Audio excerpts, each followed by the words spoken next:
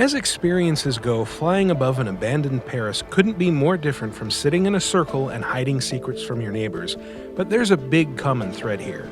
These disparate ideas power Ubisoft's first two virtual reality games, both of which are coming in 2016.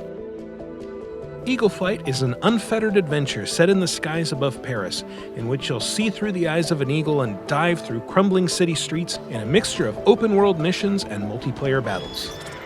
Meanwhile, Werewolves Within is a more intimate experience that brings you closer to other online players to confer, conspire, investigate, and accuse, all in an attempt to find and kill the werewolves hiding in your midst before they can do the same to you.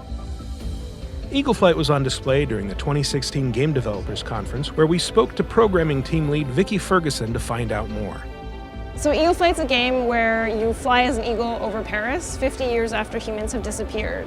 So vegetation's starting to take over and animals are running through the streets, and the city really is your playground to soar around as an eagle.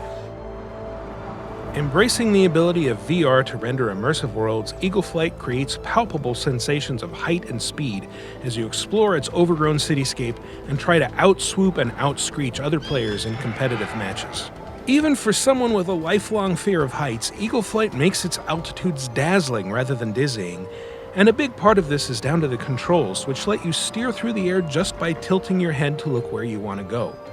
You only need to move a little bit, but if really leaning into your dives and bank turns helps you feel more immersed while dodging pursuers, there's no reason not to go for it.